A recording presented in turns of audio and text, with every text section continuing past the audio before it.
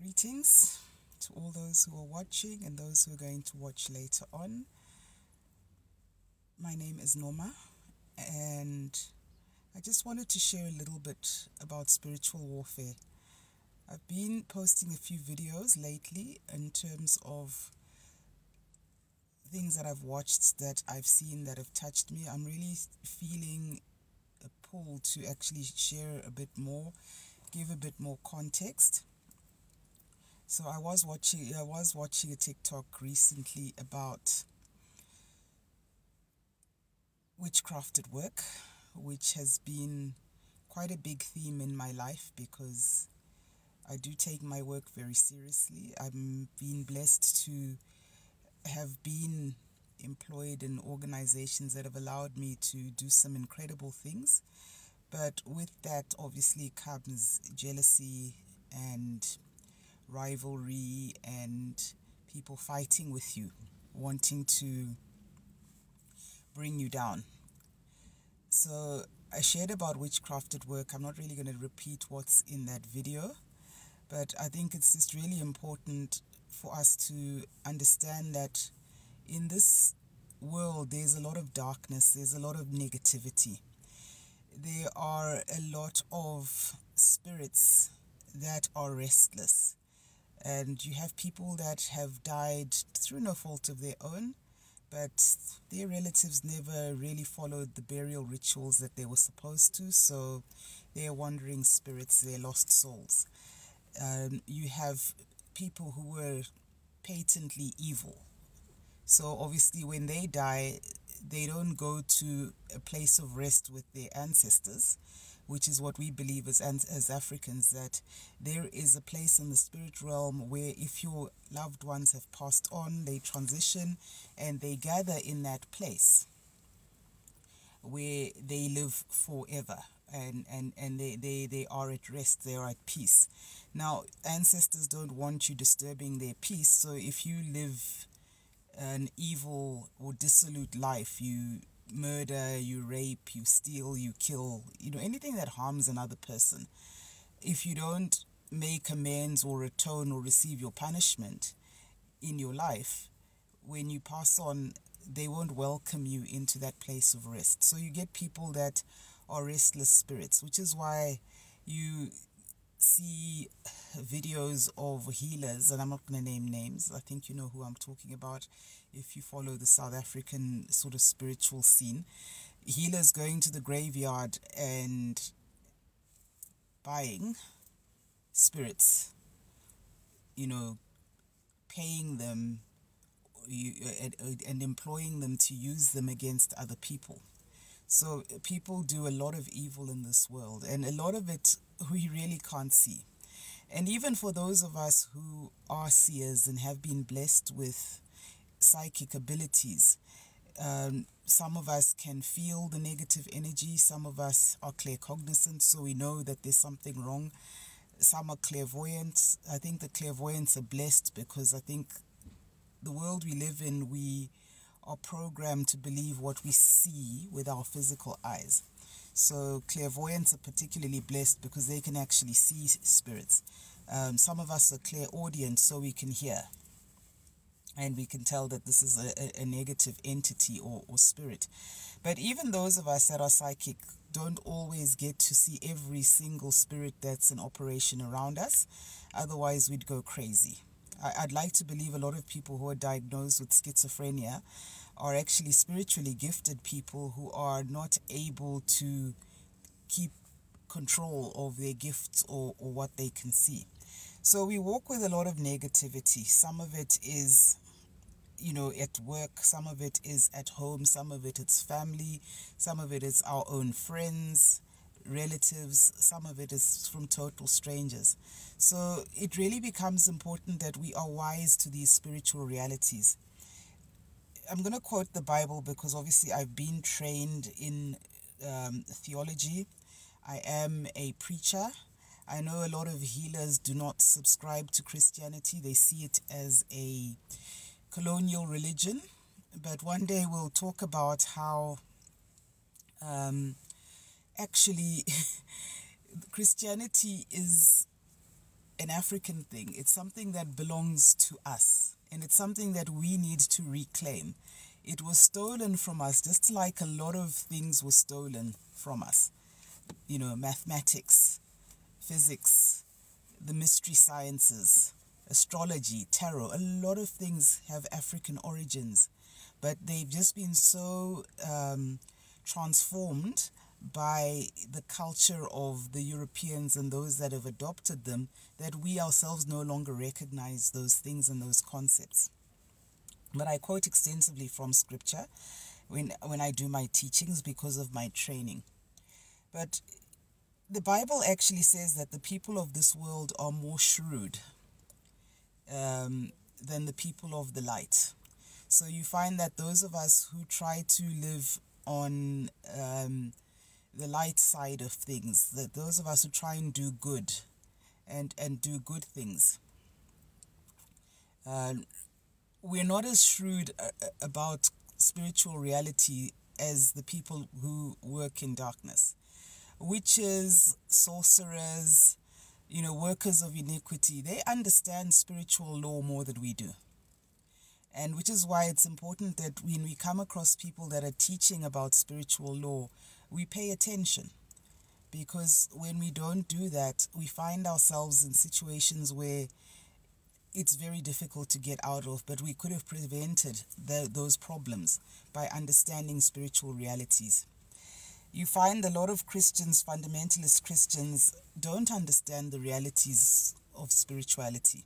So we often, as Christians, quote other people's teachings when they say, just pray, read Psalm 91, do this, do that. But 9 times out of 10, we've never even experienced what this person we're talking to is experiencing. We've never fought and survived a witchcraft attack.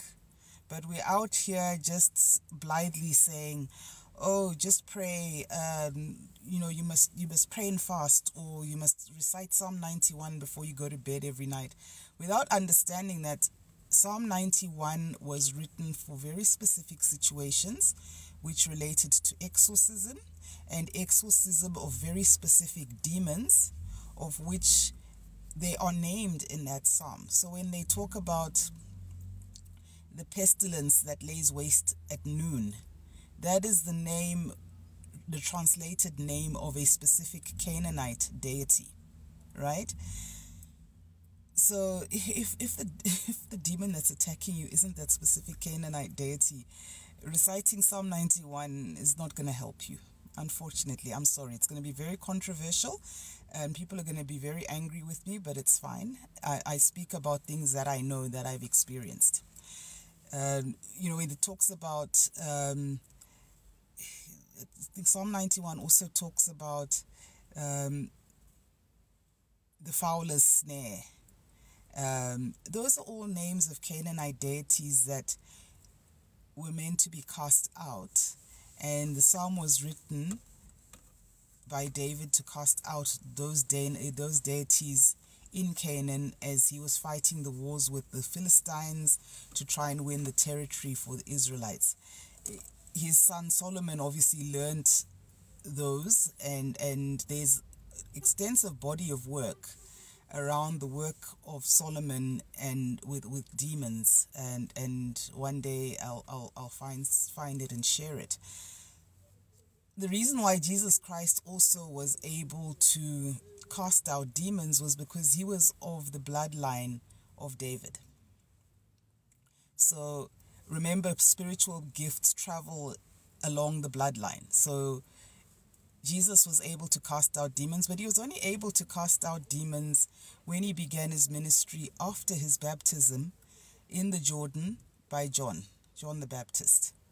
So again, it's very important that we don't separate things. I find that as people, we tend to separate things into categories that make sense to us. So we will castigate people for going to the river to do spiritual work, but people did baptisms in rivers since antiquity. And there's something about water and how it elevates and uplifts the spirit so that you can actually start to walk in your destiny. So you can have baptisms as an infant. You can have baptisms when you accept Jesus Christ as your Lord and Savior, and you want to walk the Christian way.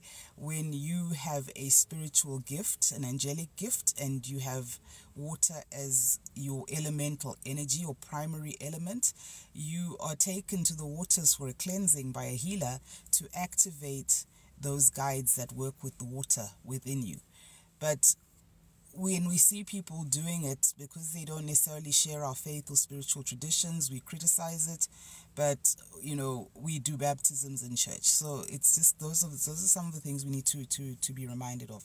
So the point I'm making is that the people of the world, the people that work iniquity and evil, the people that walk in darkness, they have a better understanding of spiritual laws than we do, which is why witches win when they fight against you, especially when you're ignorant. And the reason why witchcraft works is often because you're ignorant.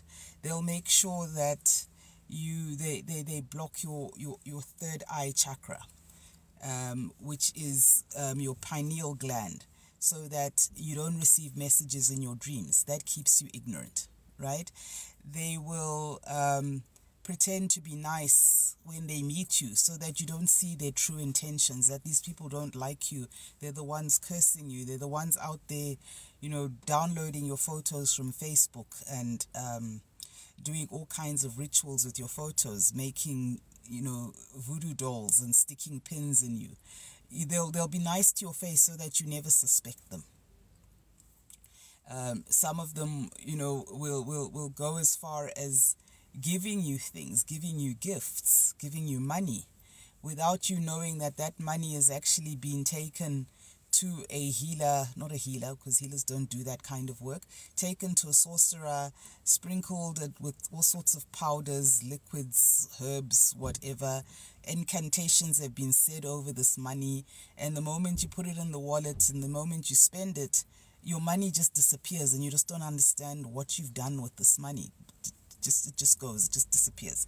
So they understand the spiritual laws of consent. So if they give you something and you accept it, you are literally accepting the work that they're doing in your life, which is evil.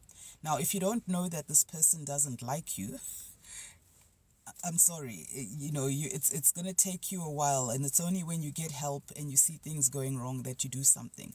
They understand the law of consent. So they give you something so that you accept the demon that they've set on you to destroy your life, and you accept it because you think you're just being given a gift. You think it's just a handshake. Meanwhile, they've smeared something on their hands. They've said something, to say, when I meet this person and I shake their hand, you must follow this person and wreak havoc in their life. It's a little bit like the story of the crucifixion, where Judas Iscariot comes up to Jesus and gives him a kiss. So he betrays him with a kiss. And that's really what a lot of sorcerers do when they set demons on you and they place hexes and curses on you. They use your love and your good heart towards them against you. That's what they do. It's very unfortunate, but it's the reality. That is why a lot of the time the people that work magic or witchcraft or sorcery against you, they're not strangers. They're family, they're friends, they're colleagues, they're people that you know, they're people that you have a relationship with, they're people that you've allowed into your space, they're people that you share energy with by way of work, by way of giving and receiving stuff. Maybe you eat lunch together. And all it does is you're in the same space, and it creates the opportunity for them to do these things. So those are a couple of the spiritual laws that they use. Getting you to accept the energy, getting you to consent, you accepting a gift or something, because that then gives the demon what are known as rights and grounds to manifest in your life. If you want to understand a bit more about demonology and deliverance, but particularly deliverance, I recommend that you listen to and watch a gentleman named Derek Prince. I learned quite a lot from him. Where I do disagree with him is he just thinks everything spiritual and African is evil, but that's obviously a function of where he comes from and his worldview. But he talks about rights and grounds. So when you are doing deliverance, you and the spirit manifests and starts to speak. You ask the spirit, why are you here? What is giving you the right to oppress this person, right? And hi, Michelle.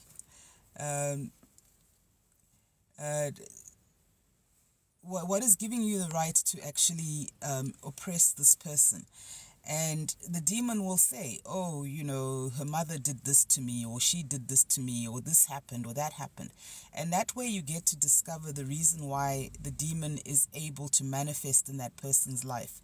Then you can go on and you can do the deliverance prayers and say the verses and do all those things and cast the demon out with a word. Generally what happens with deliverance is by the time the demon manifests, it doesn't have the power to remain, and that's when you invoke the name of Jesus Christ and you cast out that demon. Because for witchcraft and evil to flourish, they can only do so in darkness and secrecy.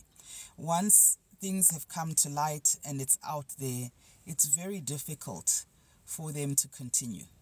So one of the things we always used to say growing up is once you know about the sorcery or the witchcraft, it's over. It's done. It's no longer effective. But it's not enough to just know about it. You actually have to do something about it. So it's very important that we actually spend the time and we actually do the work to get rid of the demons. So just to recap, people who are evil know how to manipulate spirit because they understand spiritual laws. They use what they know about you. They use your relationship with them in terms of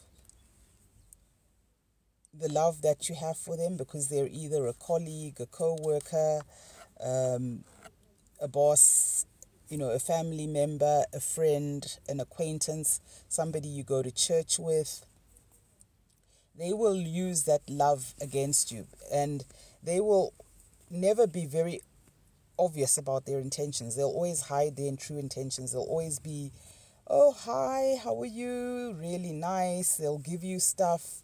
They'll lend you money. They'll do all kinds of things to get into your good books, stay on your good side, and they will never show their true intentions. So it's very important when you're dealing with people to really spend time, get to know them, and also listen to your intuition. A lot of the times our intuition tells us that this is not a good person. But we say, no, it's fine. Oh, they were so nice to me. They lent me money last week, or they say hi to me when I'm at church. So it's fine. It's okay. They can't be that bad. We rationalize. But 9 times out of 10, when we don't listen to our intuition, that is where people do bad things and they get away with them. And when we eventually are confronted by the truth and things have gone so wrong in our lives, we then feel bad because we're thinking, now, what happened? How did this happen? How did I let this happen? So it's just really important that we listen to our intuition when it comes to people. We don't allow certain people in our space. We must also be conscious of our dreams, because sometimes we do get warnings in our dreams. But again, because the person's so nice to us, we don't believe it. We allow whatever it is to happen. So we carry on. So it's important that we understand spiritual reality. We understand that there is darkness and light in this world, and we all have to choose a side. Some people choose darkness deliberately, and they work with it, they live with it, they continue with it, and it works for them. What we also have to do is protect ourselves. So I've shared a video on how to do a DIY self-cleanse. And the reason why I've done this live is I want you to understand that it's good to do a DIY self-cleanse as often as possible.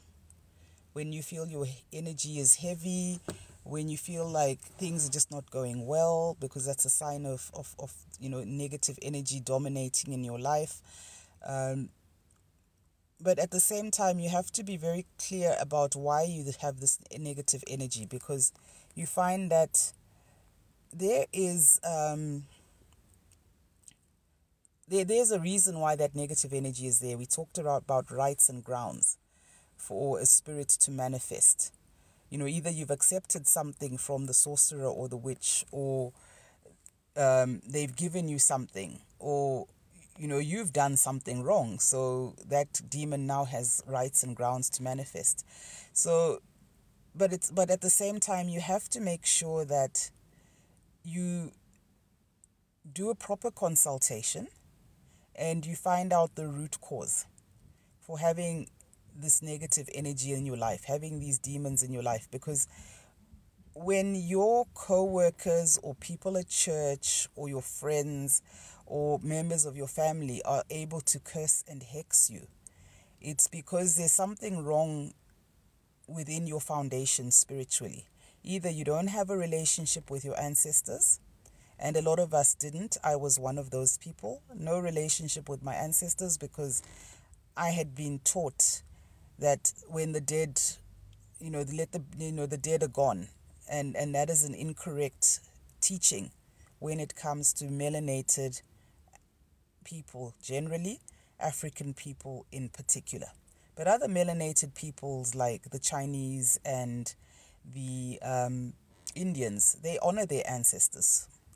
And they do that for a reason. So you need to make sure you have a relationship with your ancestors. You need to make sure that there's no ancestral debt, things that have gone wrong, that have been done, that haven't been addressed, because those come through as issues in your life that open doors for evil to manifest in your life.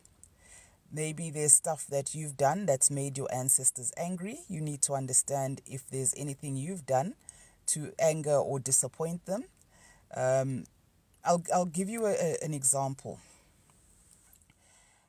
There's a healer who was on Twitter, and I think he still is, but I won't name him, who called me once and was interrogating me about, why I'm doing what I'm doing, why I'm teaching what I'm teaching. He was asking me in isiZulu to say, "Utwase kuphi?" Like, where did you train? And I'm like, didn't twasa anyway, dude. I'm just doing the work that I've been sent to do, right? Then I didn't hear from him for 2 years. When I then heard from him 2 years later, he says to me, "Oh, yeah, I know you're from Zimbabwe, so do you have herbs from Zim that I can use?" I'm like, "What do you mean? What are you talking about?" "No, you must have something that you're doing. That's something that you use, herbs from back home that you use." I guess he had been looking into my life. They call it cross-watching in the US, using his gifts, and he's seeing that, I am somehow living an abundant life. I'm living well. And I mean, I work very hard. Those that work with me know I work very hard. I've managed to acquire a few assets in my life. I guess he was able to see that too. So he assumed that maybe I use some sort of herbs or charms or whatever to get ahead, but I actually don't. It's all prayer. For a long time, it was just prayer and occasionally some water. I only really started consulting with healers when I had to get on to my spiritual path. And eventually I understood what he was trying to say. And I said, look, I don't work with herbs. The herbs that I work with, I buy in the supermarket or I grow in my garden. I'm not big into imiti. My main, my primary element, I've got the herbs. How much do you want? How much do you have? He started telling all kinds of stories. Oh, no, 1 minute he had 1,500. Next minute he had 1,000. Next minute he had 500. The amount started coming down. I then started to feel uneasy in my spirit each time I spoke to him. I mentioned it in another video. My heart just would heartbeat would just be erratic, and I would just feel very apprehensive, and I couldn't understand why. And I then said to him, look, there's something wrong with you. I don't know, what is it? What is actually going on? I then did a tarot card reading because it really bothered me. Dealing with this guy, it's everything is just difficult. Because it started out, I showed him the herbs, sent him pictures, told him what each of the herbs did, and then he insisted that I make a video. And I'm like, why should I make a video? Like, you're on Twitter, you're posting your in text. Why must I, constantly talk to you? When I did the tarot card reading, it then showed me that he had a negative entity attachment. So he had evil spirits on him, right? And that was what was causing the erratic behavior. And that was what was creating the apprehension in me. And when I talked to him about it, no, I don't have any of those things. I'm fine. And he listed all the spirit guides that apparently he walked with. But still, it didn't make sense because of all the people that I've done readings for, and I've done readings, I think, for close to 100 people, his was the only one where what I was saying was incorrect. Everybody else said I was spot on with my reading. That's exactly what was happening. So I really didn't understand. I then consulted another healer friend who happens to be Umgoma, and he's a clairvoyant. And immediately he said to me, no, the problem is this guy started consorting and working with dark entities. His ancestors told him not to engage, but he carried on. Now his ancestors have turned their back on him. So the entities allowed him to flourish. His practice was flourishing. He had thousands of followers on Twitter. Things were good. Things were working out. And then his ancestors turned his back on him. And the negative entities now ran out of energy in order to power whatever manifestation, people coming through Ndumbeni for treatment, money, status, fame, all of that. It all disappeared. Now he is desperate to regain it. And the entities now needed a light source. They needed a source of light energy because remember, darkness cannot create in and of itself. Satan cannot create. That's why in the Bible, Jesus says, the devil comes to kill, to steal, and to destroy. But I have come that you may have life and have it in abundance. So the devil comes to kill, steal, and destroy. So dark entities cannot create anything. All they can do is steal and destroy, right? Kill, steal, and destroy. So whatever a dark entity gives you, be it money, wealth, status, whatever, that is manifested using energy taken from somebody else. Either it's another healer, another human being, somebody in your family, which is why I say people who are evil understand spiritual realities better than we, the people of the light, right? We entertain people in our lives, yet these people have got dark entity attachments that are taking our spiritual energy and using it to manifest in their lives. So back to the story with this guy. My healer friend said his ancestors told him not to engage, but he insisted. Now, this entity is on his backside, right? I don't want to use that other word, it's too easy. They're on his backside. They are giving him anxiety and sleepless nights. They are demanding to be fed. And for them to be fed, they need light energy. So what is the best source of light energy? Another healer, somebody with a high vibration. So basically, he had identified me as the person to be sacrificed to this dark entity so that he could get back the good life. So immediately when I found that out, I blocked him on WhatsApp.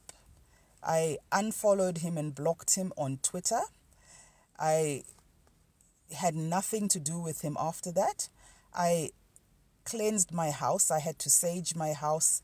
I had to mop with umatubula and salt, and I'll talk about cleansing your house as well.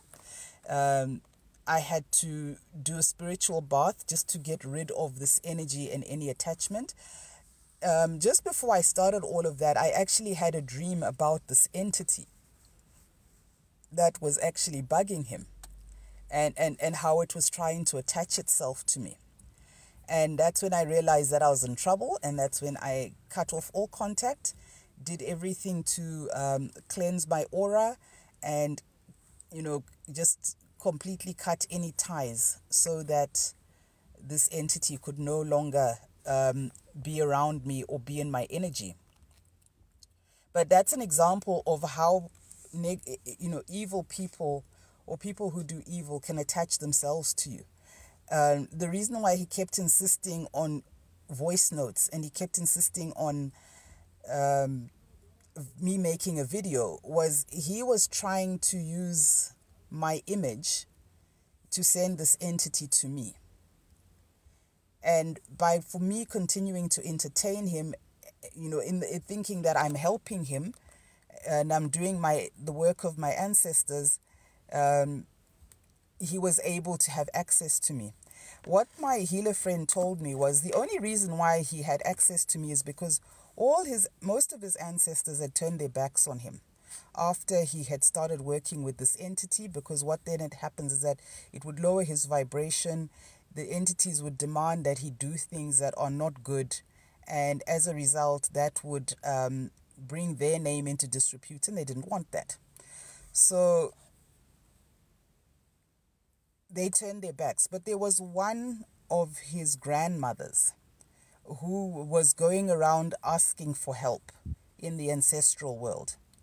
And the only reason he was able to get access to me was because I was now responding to Lokoko Ake, who was begging for help for him. But the problem was he was now being used by the entity. So he came to me saying, I need help, I need herbs, right? But what the entity was really doing was looking for a healer that it could feast off of energetically. So when I then found that out, cut him off completely, had nothing to do with him. The entity had to go. I don't know what happened to him, but I'm sure wherever he is, he's in trouble. Unless he managed to find another source of energy to feed this entity or these entities that were with him. But that is an example of how negative energy works. And it's very important that as Christians especially, we understand that yes, we pray, we read the Bible, but we also must not be ignorant of the spiritual reality of how people operate out there. Because people are doing really evil, really ugly things in order to get ahead.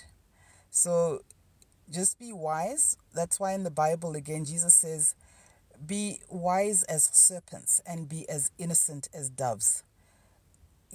Serpents being lizards and snakes, they're very cunning. They don't just all out attack unless they know they have an advantage. They will rather just slither away if they know that they're at a disadvantage. They're not just going to come out and openly attack, a creature that is much bigger, right?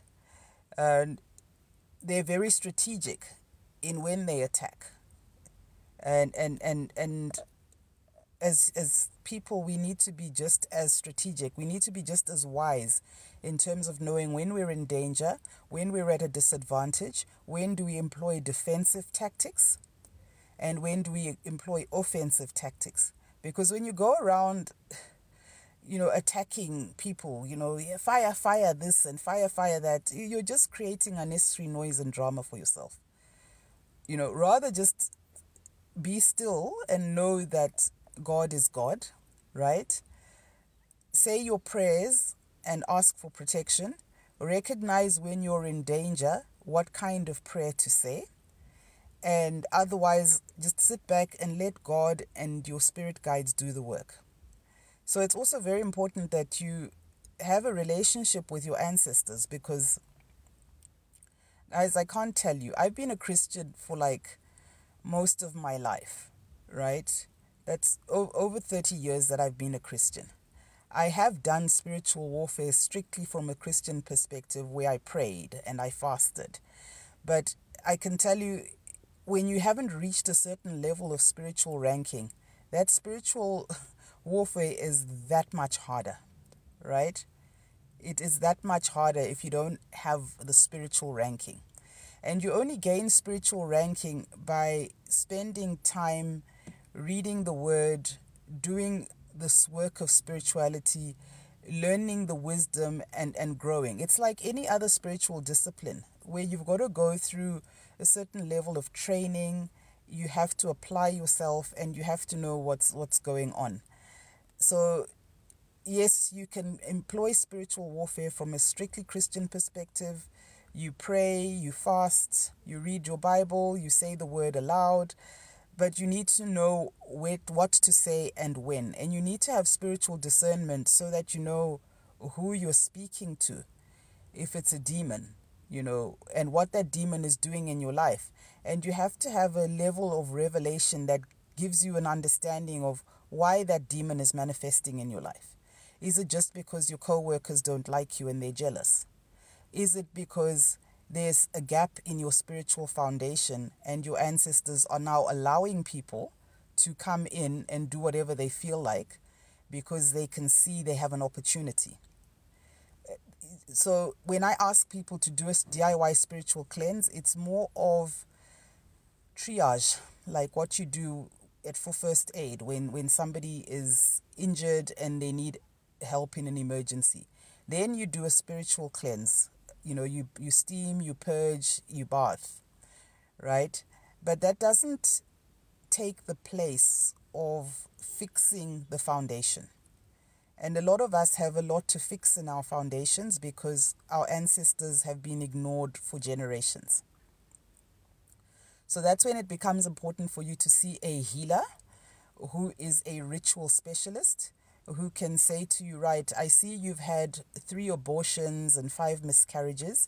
You need to do a cleansing so that the spirits of those children can be released back into the spirit world. They're no longer attached to your aura and attracting drama in your life, because the spirits of passed on young babies and young children. They're literally like children in real life. They want attention. And when you're not paying attention because you're thinking, this child is gone, let me move on with my life, they will keep spiritually pulling at your skirts until you pay attention to them. So you need a ritual specialist who can discern what spirits are plaguing you and how to address them. Maybe you need to do a cleansing, slaughter a chicken. Maybe you need to go to the river for a cleansing. Maybe you need to do a ritual as a family where you slaughter a goat and nonke nyakeza. You all bathe in umswane and inyongo, which is the bile. Those are some of the things that we do as African people. Different traditions have different ways of honoring their ancestors, reconnecting with their ancestors, aligning with their ancestors. You need to see a healer that you resonate with who can help you do that, because that will help you to permanently fix your foundation. Once you've fixed your foundation, Hashem, they can try, but they're not going to succeed. They can try, but they will fail. They can do all the moon magic. They can go to all the phases of the moon, doing rituals, chanting your name, lighting a fire, jumping around. They can go to the graveyard. They can try whatever. But once your foundation is fixed and you have a good relationship with your ancestors and you have a relationship with your creator and you have a regular spiritual practice and you're protecting your aura, they can maybe disturb you a little bit, but they're not going to succeed. And they're going to keep trying and they're going to keep checking. You know, what I found very interesting is when people have done witchcraft, they find a way to sneakily check whether things are working or not. Right? They'll visit your house. Maybe they don't talk to you for months and then you'll just get this random WhatsApp. Hi, hey, what's happening? And you're like, what? We haven't spoken in months. You know, what's going on here? So you find that it's very important that you're conscious of the company you keep, that you use your intuition. And if you feel that your energy is heavy and things are not looking so good, definitely do a DIY cleanse. But that is just an emergency measure, a stopgap measure, so that at least you can start getting the messages in your dreams. You can get clear instructions through your intuition. And from there, see a healer, get a reading done, do a consultation, and be very clear of what things to happen. What things need to happen in your life. Do you need to do a ceremony? Do you need to do a cleansing?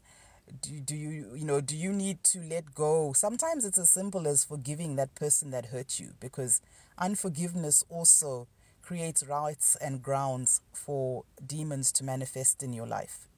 So I have said a lot and I'm going to end it here, but I really want to thank everybody for watching. And I'm going to see if I can just save this video so that if people want to watch for future reference, you can. But I really just wanted to give a bit more context to some of the videos that I posted.